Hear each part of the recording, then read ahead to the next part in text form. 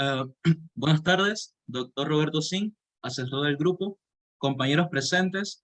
El grupo 11 conformado por Brian Ortiz, Pablo Ortiz, Gabriela Papinó, Walter Peralta, Eloisa Pérez, Andrea Peroso, Alexis Pinto, Día Pinzón, Ricardo Pinzón y Larisa Ponce como coordinadora, tienen el agrado de presentarles el webinar sobre intussuscepción intestinal. ¿Entiende? A manera de introducción, tenemos que la invaginación intestinal o intussuscepción es una condición que se produce cuando un segmento del intestino proximal se introduce dentro de un segmento del intestino distal y en la mayoría de los casos causa obstrucción del lumen intestinal y si además incluye el mesenterio puede comprometer la irrigación del haz intestinal. Es la principal causa de obstrucción intestinal en la población pediátrica y la segunda causa de abdomen agudo. En niños, la mayoría de los casos de intussuscepción es idiopática e involucra típicamente el colon. A diferencia de los niños, en adultos esta es una condición rara que representa aproximadamente del 1 al 5% de las obstrucciones intestinales y el 90% de los casos tiene una causa secundaria. Ocurre frecuentemente en el intestino delgado, pero hay cierta cantidad de casos que puede desarrollarse en el colon. La intussuscepción se puede clasificar por su localización en entéricas, colónicas, iliocólicas e iliocecales y por su etiología, ya sean benignas, malignas o idiopáticas. ¿Entiendes? El contenido de nuestro webinar abarca lo que vendría siendo la epidemiología, la etiología, la fisiopatología, las manifestaciones clínicas, los métodos diagnósticos, el diagnóstico diferencial, el tratamiento y pronóstico, y por último, las complicaciones y secuelas de la enfermedad. ¿Entiendes? Ok, en cuanto a la epidemiología, es la causa más frecuente de obstrucción en niños menores de 5 años. El 95% de los casos se dan en niños de 3 a 6 meses y la mayoría se resuelve con tratamiento conservador, presentándose como un cuadro oclusivo de diarrea y una masa palpable, generalmente resuelto con enemas o desinvaginación radiológica. Presenta una incidencia mundial de 1.5 a 4 por cada 1000 recién nacidos vivos y es más frecuente en varones que en mujeres en una relación de 3 a 1, aunque se desconoce el porqué de esta diferencia. Solo del 5 al 7% de casos de intussuscepción en el adulto afecta casi con igual frecuencia a ambos sexos, 57% en los varones y 43% en las mujeres, en un intervalo de edad de entre los 19 a los 84 años. Su presentación más frecuente es de tipo ileocólica, en un 85%, que inicia cerca de la válvula iliocecal y tracciona el ilion distal hacia el colon proximal, seguida de la cólico por último, la ilioileal en el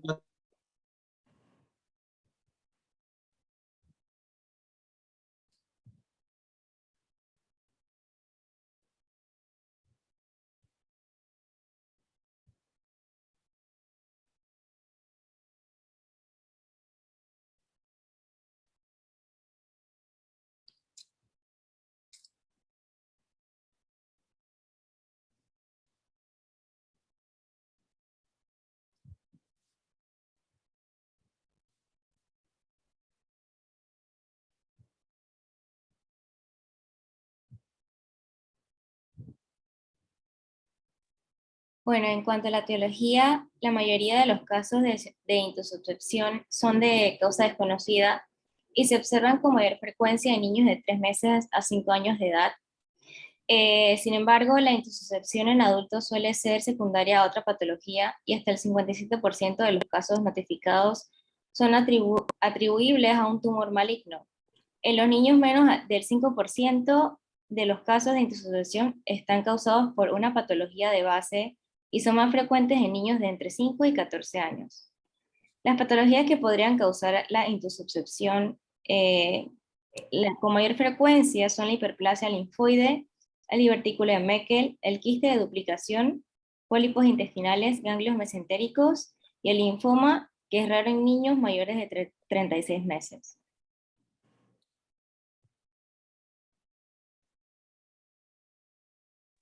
En cuanto a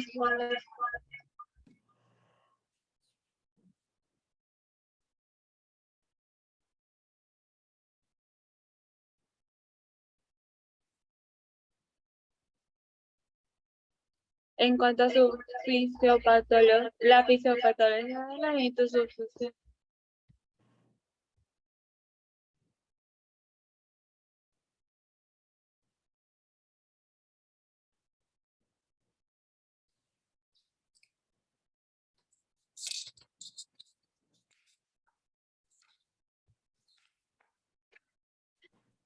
Bueno, en cuanto a la fisiopatología de las intussuscepciones intestinales, generalmente estas están condicionadas por una patología intraluminal, mural o extramural.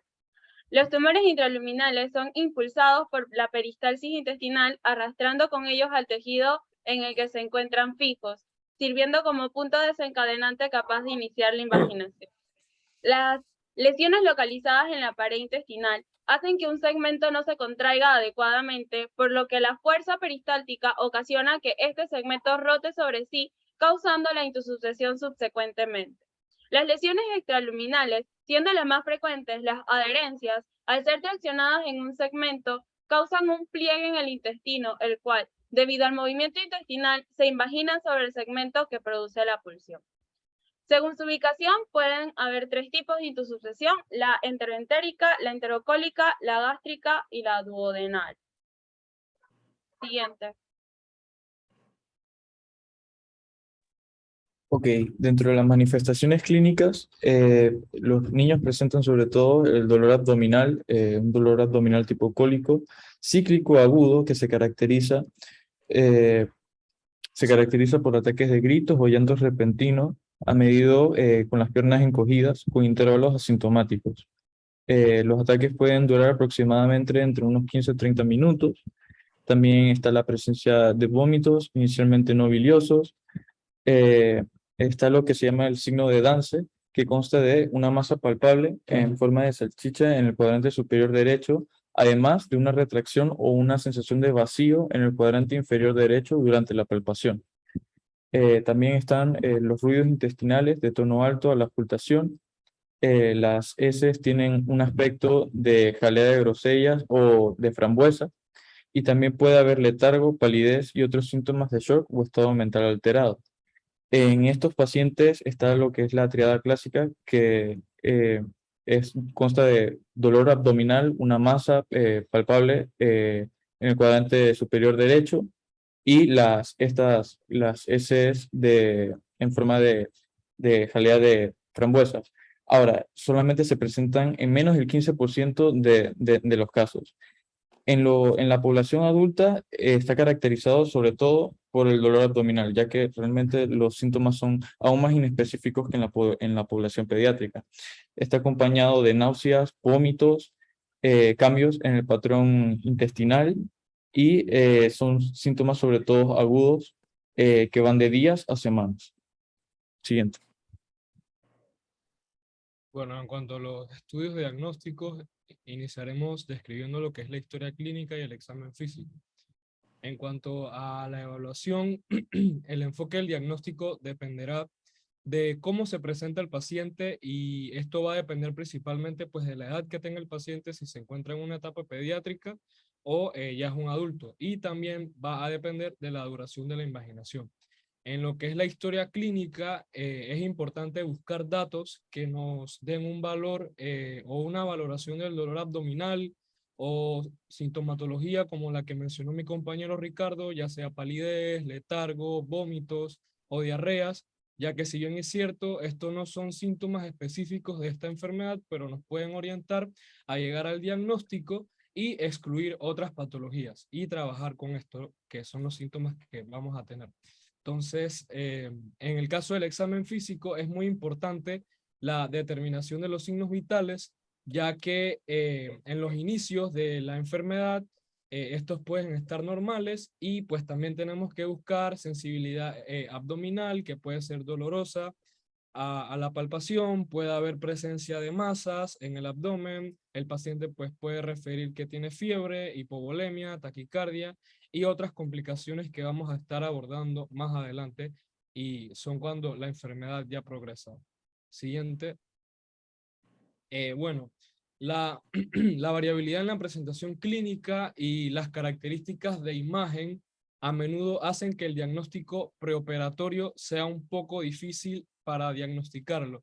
Entonces, sabiendo esto, se han descrito ya en muchos artículos científicos una tasa de diagnóstico preoperatorio menor al 50%. Entonces, esta patología se puede evaluar y diagnosticar mediante varios métodos diagnósticos y de imagen, que son los que yo tengo aquí.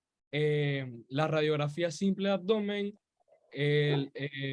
los estudios con contraste de ovario, la ecografía y la tomografía computarizada. Y pues de esto nos tenemos que llevar claro que la tomografía computarizada es claramente superior, ya que no se ve afectado por la presencia de gas en el intestino delgado, lo que se dificulta en la ecografía y además aporta información importante sobre la posible causa de la misma. Siguiente. En cuanto a la radiografía de abdomen, esta suele ser la primera herramienta diagnóstica porque en la mayoría de los casos los síntomas que va a referir el paciente son obstructivos y estos van a predominar en el cuadro clínico, aunque debemos tener en cuenta que la radiografía puede ser normal en etapas precoces, pero ya en etapas más avanzadas puede mostrar signos como son el de Diana y el signo del menisco está aquí en la imagen, y este signo del menisco, o también llamado media luna, es un creciente gajo intraluminal que rodea el vértice de una invaginación, y es decir, pues que este gas queda atrapado entre el asa invaginada y el asa invaginante, que es lo que se ve resaltado en la imagen con flechas. Entonces, el estudio radiográfico, siguiente. Ok, el estudio radiográfico contrastado rara vez se ha utilizado para hacer el diagnóstico en adultos, es más común en pediatría. Atrás. Ahí. Cuando el material del contraste tiene un pasaje anterógrado, se ha escrito el signo del resorte. Entonces, como se puede apreciar aquí en la imagen B, en la magnificación se muestra una zona enteral vario atrapado en los pliegues circulares del asa receptora, que es las puntas de la flecha, y en su interior de los pliegues longitudinales agrupados del asa invaginante es la flecha continua. Siguiente.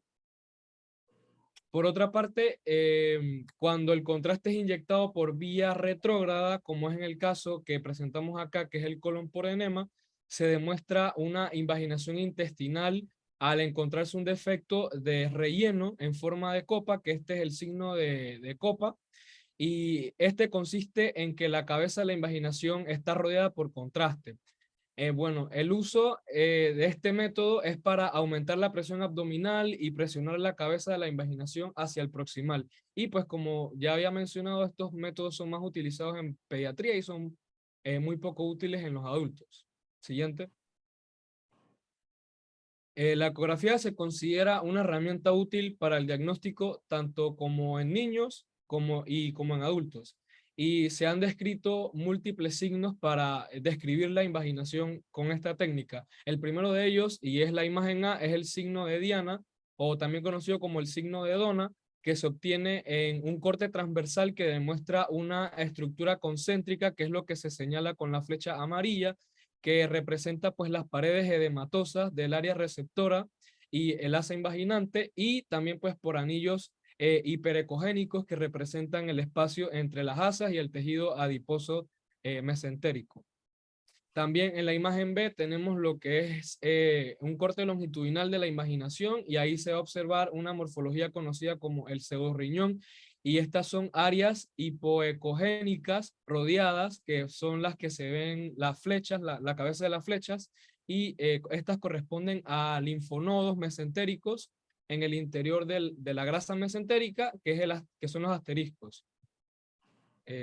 Siguiente.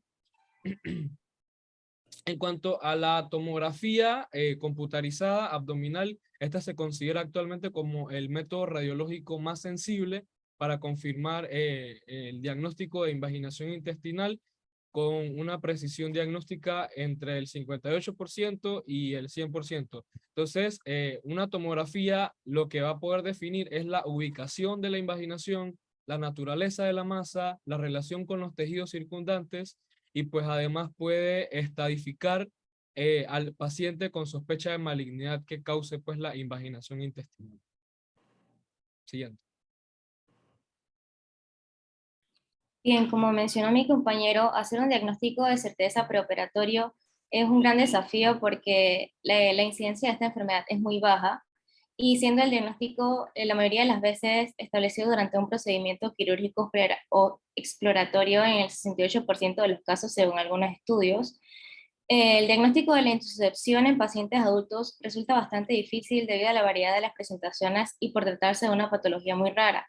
Además de que tenemos los diagnósticos diferenciales en niños, en esta presentación vamos a explicar más lo que vienen siendo los diagnósticos diferenciales en adultos, los cuales a considerar tendríamos la hernia inguinal encarcelada, la hernia interna, la apendicitis, obstrucción intestinal adhesiva, pancreatitis, colecistitis, urolitiasis, estreñimiento, malignidades intraabdominales, duplicación intestinal, remanente del uraco, malformación linfática intestinal, torsión ovárica o testicular, la torsión mental, neumonía, infección del tracto urinario y malformaciones congénitas raras. Todos estos diagnósticos diferenciales se toman en cuenta de acuerdo al cuadro sintomatológico que presenta el paciente. Siguiente.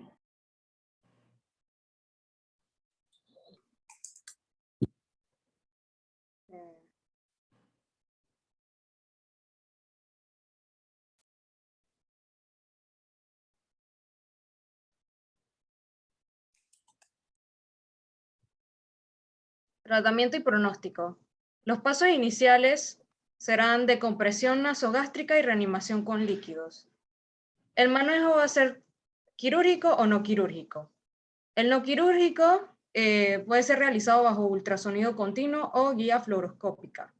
Tenemos aquí el enema de aire, que es el tratamiento de elección, la reducción hidrostática con solución salina normal, o también se podría utilizar enema de contraste hidrosoluble, que se observe durante 24 horas después de la reducción, ya que existe un pequeño riesgo de perforación y la recurrencia es común durante este periodo.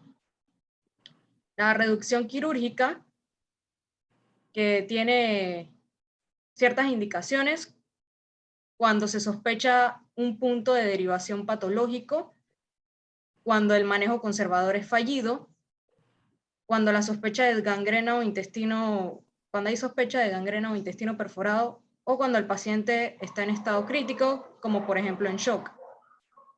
Tenemos el método abierto o laparoscópico, que incluye la maniobra de Hutchinson, que busca una compresión intestinal proximal manual y reducción de la intussuscepción, y para segmentos intestinales necróticos, la resección y anastomosis terminal. El pronóstico de la invaginación intestinal depende de la rapidez con la que se trate. La mayoría de los casos puede tratarse con éxito con insuflación neumática conservadora o reducción hidrostática. La ausencia de isquemia o intestino necrótico se asocia a un buen pronóstico.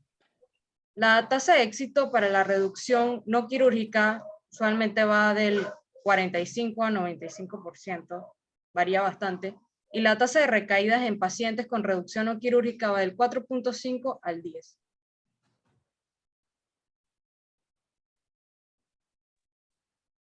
Okay. En cuanto a complicaciones y secuelas, disculpe si me escuchan otra vez que están cortando el césped. La insuficiencia intestinal no tratada puede poner en peligro la vida del paciente, y esta va a empezar con una distensión abdominal progresiva que a su vez va a provocar un aumento de la presión intraabdominal, lo que finalmente puede conducir a isquemia microvascular, seguido de necrosis tisular, perforación intestinal y peritonitis.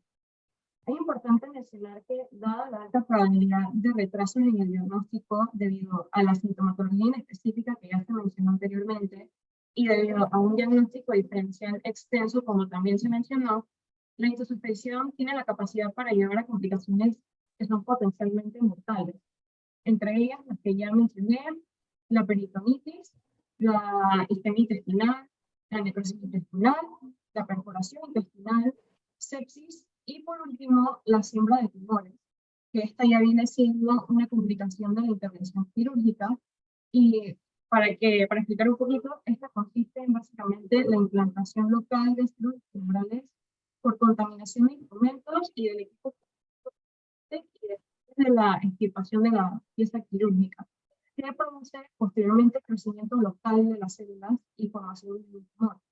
Sin embargo, el uso de dispositivos de protección cutánea transoperatorio y bolsas de extracción pueden disminuir los riesgos de esta complicación. A lo que quiero llegar con todo esto es que el manejo oportuno de la antisuscepción es fundamental para evitar dichas complicaciones y por eso es importante tener la sospecha temprana del mismo. Siguiente.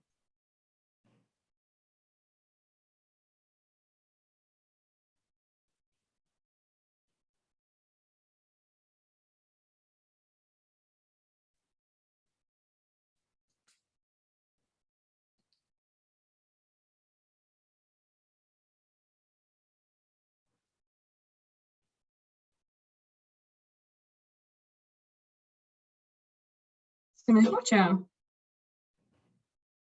Sí se te escucha, tengo un problema técnico, no sé por qué no se mueve la diapositiva.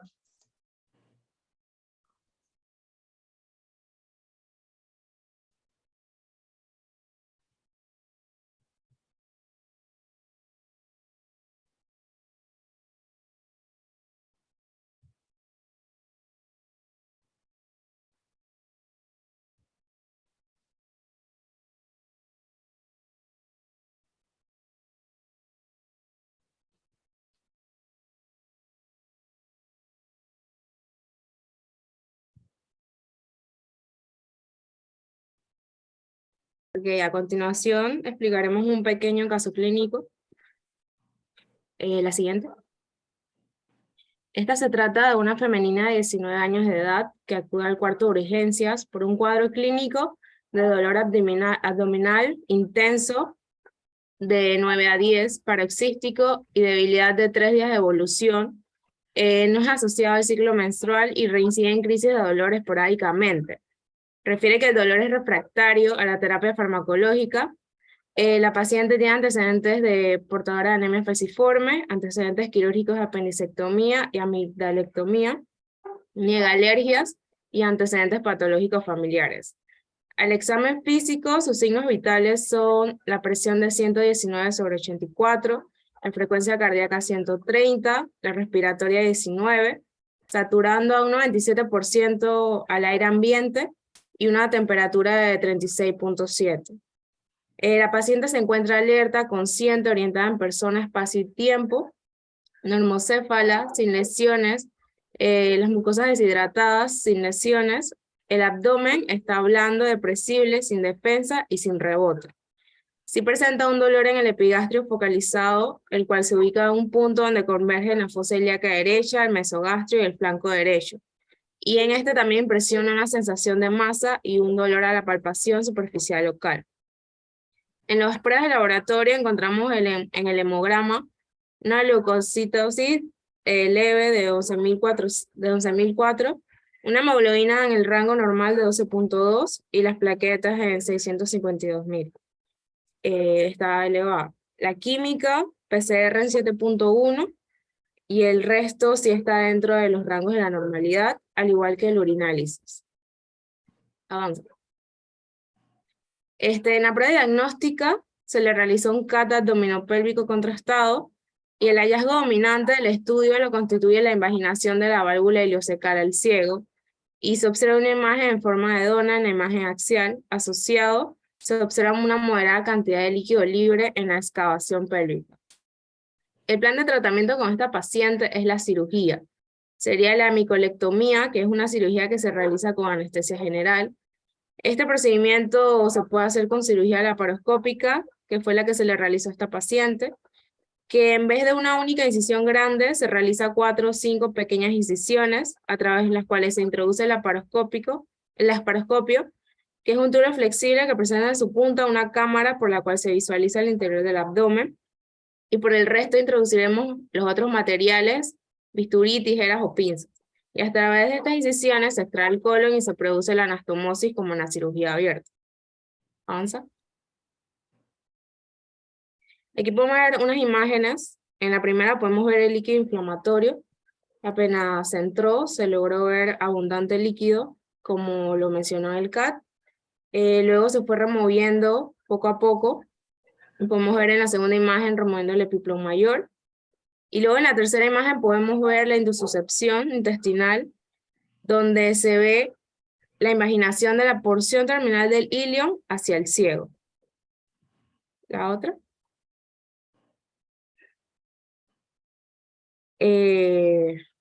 Bueno, aquí lo hice al revés. En la del medio es donde se hace la resección, y luego en la primera podemos ver la anastomosis de la porción distal del ilion con la porción inicial del colon ascendente. Y en la última podemos ver la pieza quirúrgica, que sería el ciego con la porción terminal del ilion invaginado. Siguiente.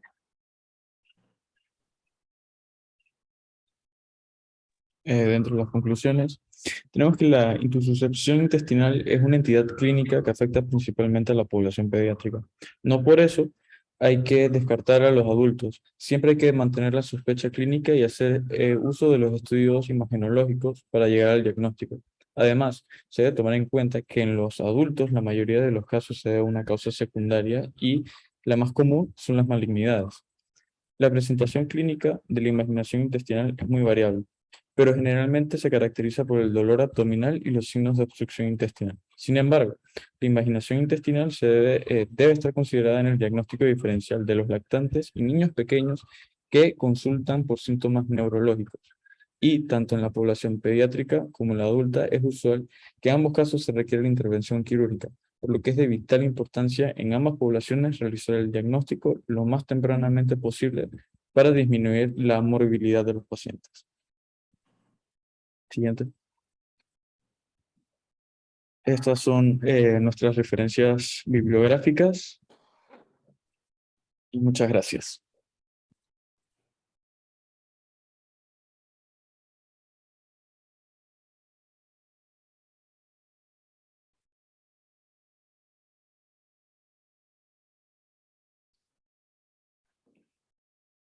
Marisa. ¿Me escuchan? Sí, sí se escucha. Todo, Diva. Gusto en volver a verte. Bien, vamos a sacar un provechito de este tema.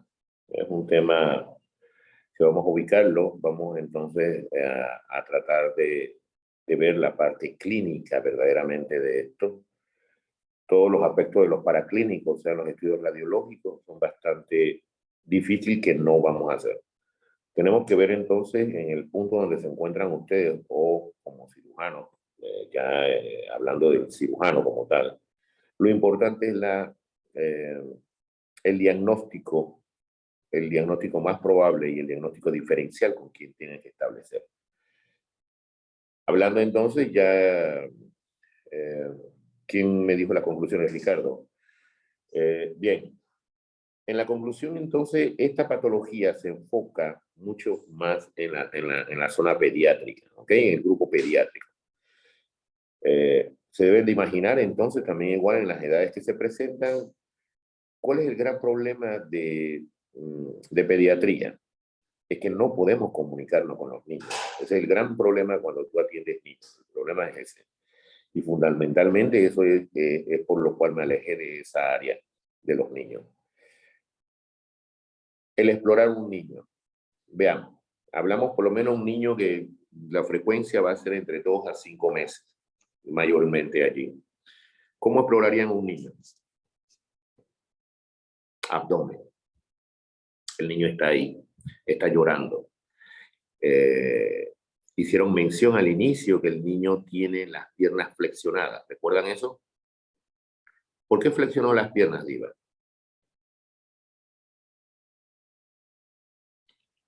Un proceso, imagina, vamos sobre el mismo tema. No vamos a cambiar de tema. Ahí. Si tú tienes una sección del intestino con un proceso inflamatorio y ese proceso inflamatorio entonces está generando dolor, ¿bien? Y ese compromiso del asa intestinal o parte del colon o todo lo demás va a causar una irritación peritoneal, ¿cierto? Contiguo al peritoneo, ¿qué hay? Ascendiendo a la pared, el músculo. Y el músculo es irritado y se va entonces a contraer. ¿Y cómo hacemos que qué es lo que hace el ser humano para evitar esa contractura, todo lo demás? Entonces, obvia la postura normal. Y lo que hace es cambiar de posición y romper entonces esa irritación. Y eso lo hace al flexionar. Y al flexionar las piernas, evitan eso. Por eso van a ver muchas veces que el dolor abdominal de cualquier tipo en los pacientes, sean pediátricos o sean adultos, la persona va a tener una posición de gatillo, o que llamamos nosotros fetal. ¿Ya? ¿Recuerdan la posición fetal? Manitas, rodillas al abdomen. Entonces eso es allí el punto. Eso es la inspección nada más. Ves una persona y tienes que establecer a la inspección por qué esta persona tiene esa posición. Cuando revisen niños, la mano de preferencia, cuando son muchos niños muy pequeños, van entonces a hacer una palpación que su mano va a entrar a través de sus piernas. Estas son las piernas. Estas son las piernas. Su mano va a avanzar aquí así. Porque el abdomen, el cuerpo es bastante pequeño.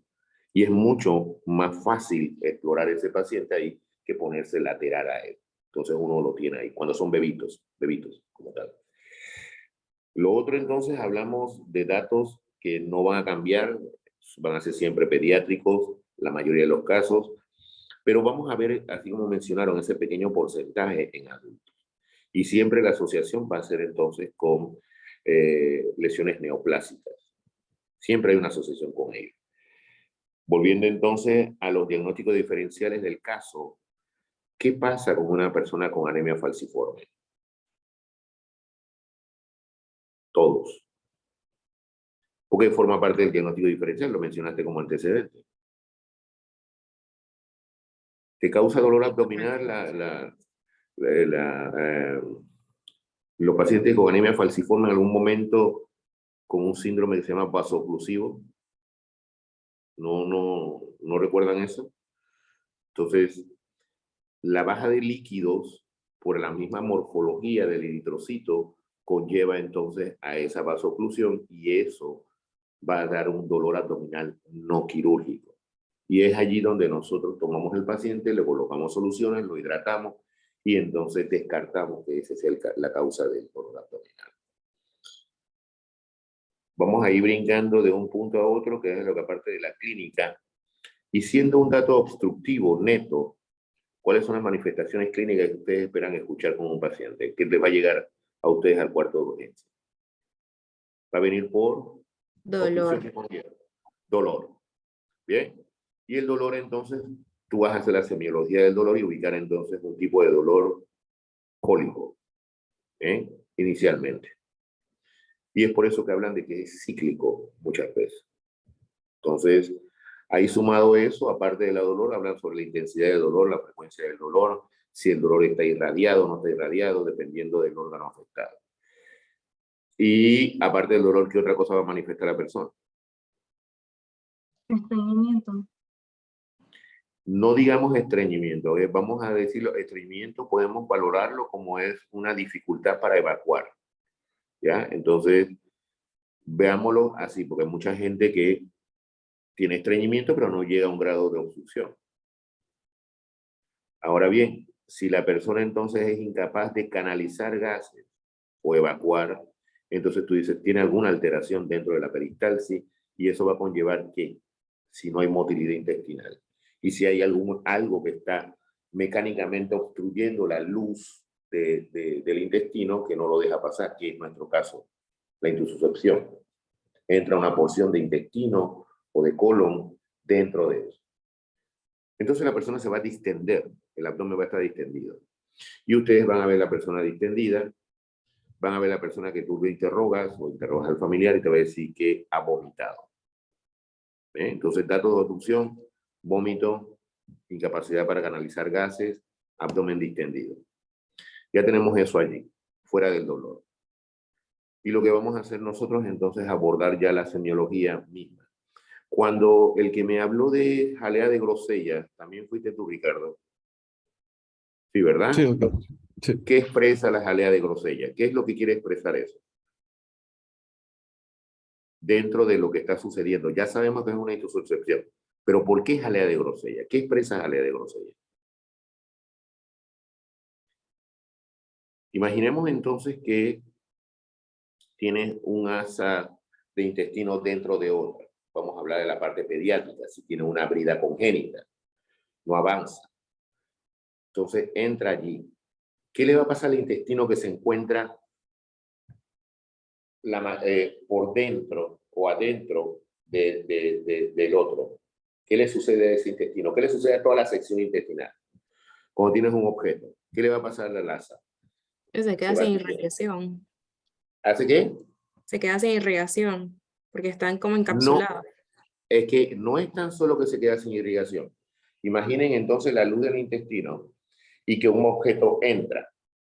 Al estar obstruido, va a venir un proceso inflamatorio, ¿sí? Y el proceso inflamatorio va a generar edema. Es como si estuviéramos pisando nosotros tramos de manguera.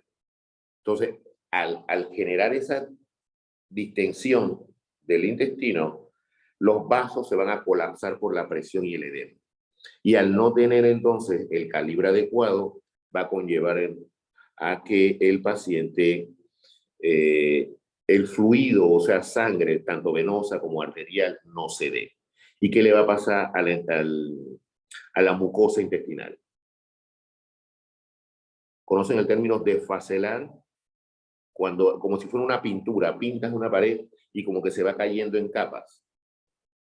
Entonces, la mucosa, a medida que está falta de irrigación, va a conllevar entonces la desfacelación de eso. Y como es tejido mucoso, junto con el moco que se produce dentro del intestino o colon, te hace como si fuera una consistencia. Y la coloración no es más nada que la necrosis de la misma mucosa. Y por eso sale de coloración grosella. Y eso lo van a corroborar ustedes, porque el paciente te va a decir muchas veces, si es adulto o todo lo demás, la peristalsis no se va a detener, va a seguir moviendo, porque la naturaleza te va a impulsar a que el intestino trate de desbloquear lo que lo está obstruyendo. Va a llegar un momento que se va a fatigar, y al fatigarse, entonces ya comienza la distensión, porque ya no hay tránsito, no hay peristalsis. Entonces, esa jalea de grosella no es más nada que la expresión de la mucosa desfacelada, desvitalizada, y por eso tiene esa coloración. Esa es la razón de la coloración esa.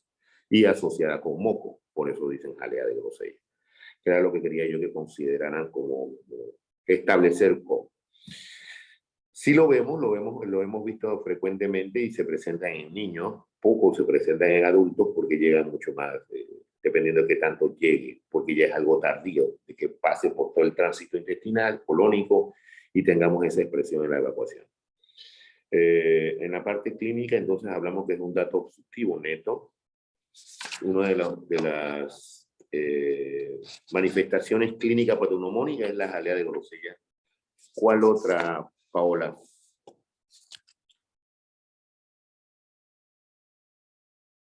Generalmente los niños tienen un aspecto sano. ¿A qué se refiere eso? ¿Un aspecto sano? No. Cuando tú llevas un niño es porque no se está comportando bien. Está muy quejumbroso, está llorando, está inquieto, está irritable. Entonces lo del aspecto sano como que ahí no lo entiendo. Dolor tipo cólico agudo, ataques de gritos o llantos repentinos. ¿Por qué, Diva? Por el dolor tipo cólico. Exacto. ¿Recuerdas entonces que el dolor tipo cólico es como si fuese de menor a mayor, llega a un sigma, llega a una meseta y después descende y baja nuevamente. Entonces, por eso el comportamiento del niño o la persona con el dolor tipocólico. Masa palpable. Si estamos en un adulto y el abdomen está distendido y es un gordito como yo, difícilmente vamos a palpar algo, ¿no? Entonces, eso es variable. Lo de masa palpable sí va a suceder cuando tenemos niños, porque el abdomen, ponte tú que no sea muy alto, el que esté distendido, sientes como si fuera un chorizo, sientes algo ahí que tú estás sintiendo, estás palpando y estás encontrando algo ahí. Y lo otro son los sonidos intestinales. ¿Qué va a pasar con la peristalsis? Va a disminuir. Va a disminuir. Totalmente. Va a disminuir porque al estar obstruido, el intestino entonces posteriormente se fatiga y ya la peristalsis entonces no se da. Nunca es cero. Siempre va a haber algo de peristalsis. Y el tono de los ruidos peristálticos, si lo agarramos inicialmente, se van a escuchar con mucha intensidad, tratando de romper esa obstrucción, y después van entonces a opacarse porque se fatigó el intestino, ya no hay en los músculos para el movimiento. Fuera de la peristalsis, la neurosella, letargo, palidez y otros síntomas de shock, estado mental alterado. Hablamos totalmente de un estado que estamos hablando de un niño que está irritado por el dolor. Y si el paciente entonces es un adulto y los vómitos, ¿cuál es la mecánica de nosotros al recibir a este paciente en un cuarto de urgencia? ¿Qué vamos a hacer con él? ¿Quién? Déjame ver aquí si puedo mover y verlos. Aquí es. Gabriela. Te llega un paciente. Vamos a ver el paciente que tuvimos nosotros de 19 años. ¿Sí? Femenina de 19 años, dolor abdominal. ¿Qué hacemos? ¿Cuáles son las primeras indicaciones antes de comenzar a trabajar el paciente en la parte diagnóstica? Inicialmente, la toma de signos vitales para ver si la paciente se encuentra estable. Bien, ya Y si establece los no, signos vitales. estabilizarla. ¿Y qué utilizamos nosotros? ¿Cuáles son las 3 cosas que tenemos que aplicar nosotros? Canalizarlo. Si está obstruido, colocar una sonda de Levin. ¿Okay? Si contamos con un elemento que se llama el gonco, que es una aspiración, o si no, a gravedad. Y colocar entonces una sonda Foley, porque no lo podemos movilizar. Entonces, haciendo eso, entonces establece que tú le vas a pasar soluciones.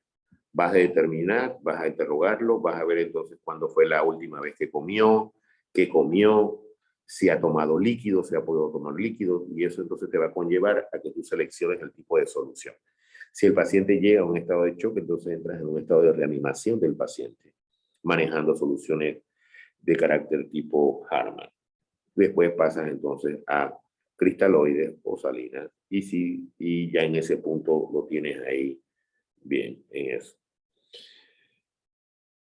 Ya tenemos eso, ya vimos la parte clínica, la exploración, y en definitiva es muy difícil que nosotros, interpretamos las placas radiográficas y sí vamos a encontrar alguna cosa, pero los datos que mencionaron en radiología, será tomografía, recuerden cuando dan un comentario sobre tomografía, siempre cuando trabajamos intestinos o vías digestivas, siempre procuramos que sea con material de contraste. Y se le da a la persona porque tenemos que tener una imagen transluminal y las imágenes arteriales y venosas que muestra el estudio en base a eso. ¿Preguntas hasta el momento? ¿No? ¿Por qué un diagnóstico diferencial de la hernia inguinal? Recuerden que todo eso lo tienen que alinear y tienen que seleccionar entonces por qué debe ser. Alexis. Hernia inguinal. Se introdujo un segmento de ilion terminal y parte del colon ascendente y te va a causar un proceso obstructivo. Netamente lo que tienen que hacer es colocar todas las posibilidades, si notan ahí lo que tienen anotado allí, van a ser obstructivos. ¿La apendicitis es de carácter obstructivo, Alexis? ¿La apendicitis? Sí. No. ¿Eloísa? Sí, Sí, es un carácter obstructivo. Entonces, la luz apendicular es obstruida y eso es lo que va a desencadenar entonces el proceso inflamatorio y todo lo que conlleva ese proceso. Entonces, obstrucción intestinal adhesiva. El término adhesivo tenemos que interpretarlo cuando hacemos las traducciones. Recordar entonces que lo que quiso decir el que escribió el artículo en referencia a adhesivo estaba hablando de adherencias. ¿Ven? Entonces, era lo que estaba ahí. La pancreatitis, muy difícilmente. ¿Cómo podemos descartar rápidamente pancreatitis, Gabriela?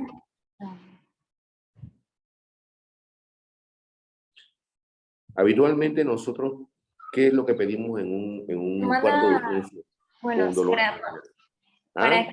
para descartar la pancreatitis podríamos mandar a un examen de química y ver las enzimas de amilasa y lipasa si están elevadas. ¿Quién me está respondiendo? Paola.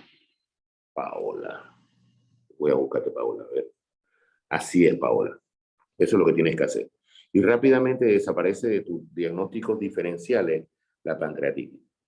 Bien. Y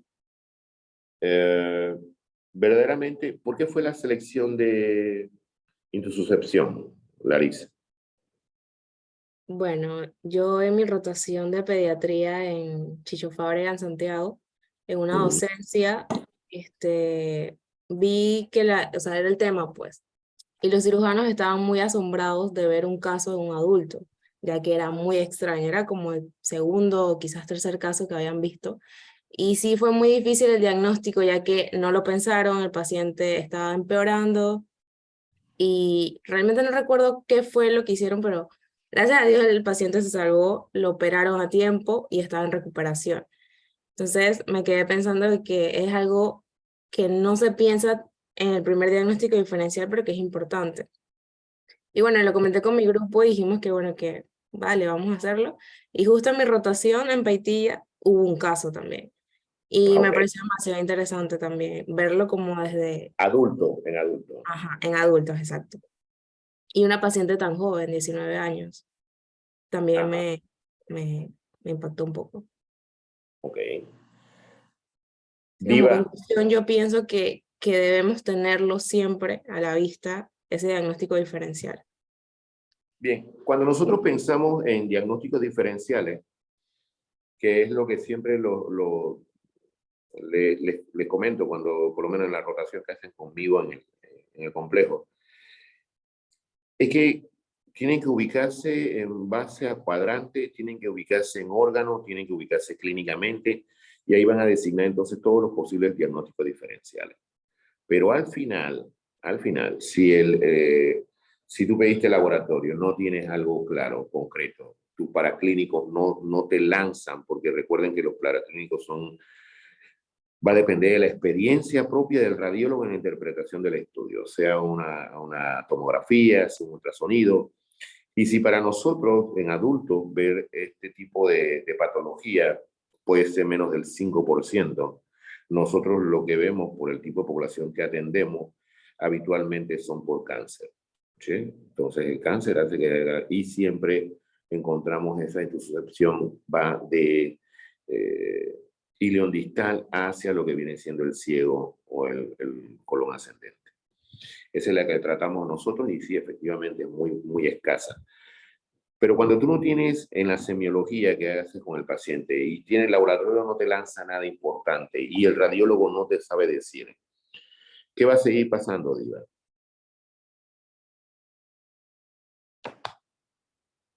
¿Por qué vino el paciente, Diva? Por dolor. ¿Y qué va a pasar con el dolor? Va a persistir. Y el cuadro va a seguir evolucionando. Y si no hay nada que justifique cuál va a ser tu diagnóstico preoperatorio.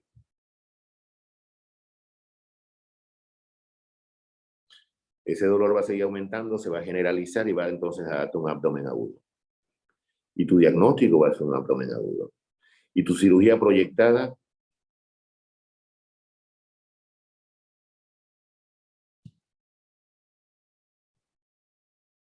¿qué vas a hacer? ¿Qué es lo que le pasó a Larisa en Santiago? Tuvieron que entrar a quirófano, sea laparoscópica con una laparoscopía diagnóstica o en su defecto con una laparotomía exploradora. Y ahí es donde te percatas que el paciente tenía una intususcepción. ¿Bien? Entonces, aquí es que si nosotros nos planteamos que no, en un lapso no mayor de 8 horas, hidratando al paciente, agotando lo que tenemos nosotros en la parte de paraclínico, no podemos llegar a un diagnóstico, el paciente evoluciona a un abdomen agudo. Y evolucionando al abdomen agudo, entonces vas a quedar en el quirófano.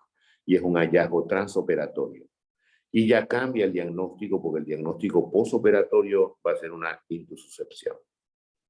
Y la cirugía realizada va a ser entonces una resección.